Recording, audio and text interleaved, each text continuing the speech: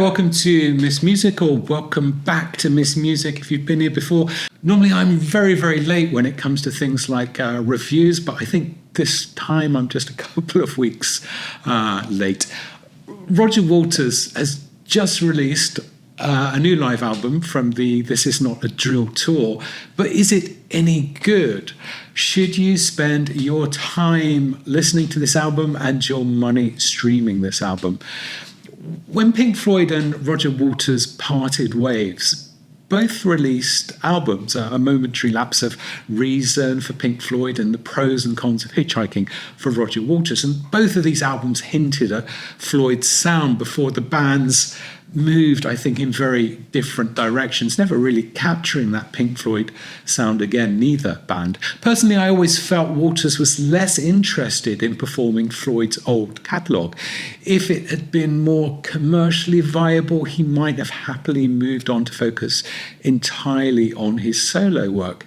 His live Floyd performances, for me, never quite matched the legacy of the Floyd live albums by those remaining members. That is until now.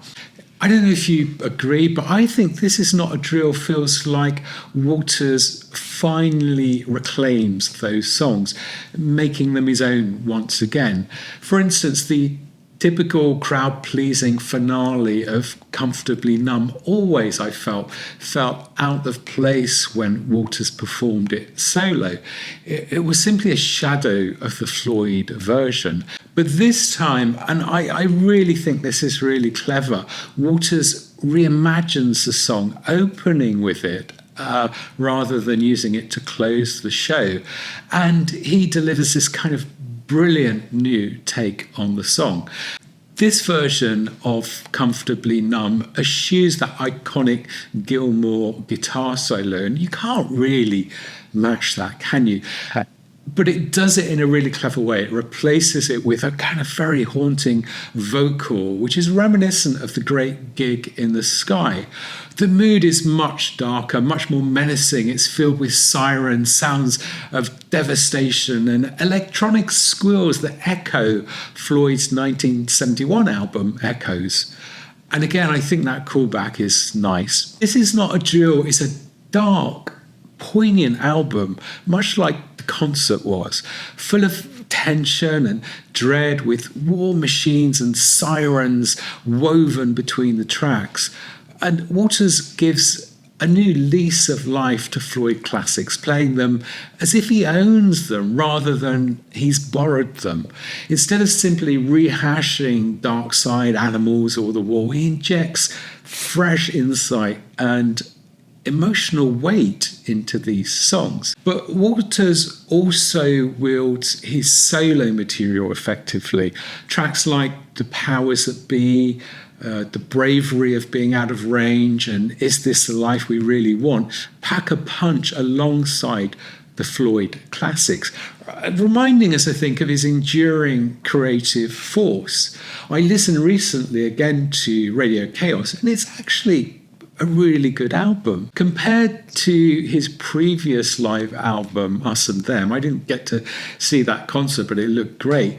I think this album feels much more confident and relevant. The performance carry more gravitas, and it's likely that this will be Waters' final big tour. And I think he's really, really giving it all he's got.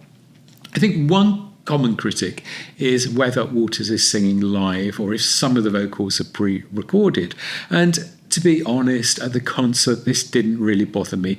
Waters delivered an emotional, captivating show. And you can tell on this album, you can tell the songs he's singing live and the ones in which it has been pre-recorded. But when he is singing live, it really adds something to these songs.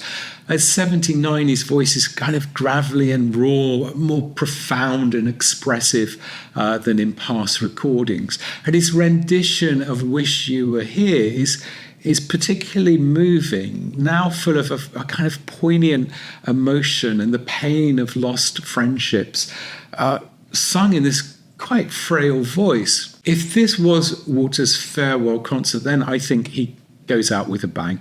The album perfectly captures the atmosphere of the concert, which was dark and intense, and it kind of reflected the period of war that we seem to be in at the moment. But Waters is also full of hope. He reminds us that if there is going to be change, then change resides in people and not in politicians. I thoroughly enjoyed this album, and I think out of 10, I would give it, I think it's a solid 8. What do you think? If you like this album, let me know. If you have a different opinion, please do put it in the comments below. Thanks for watching.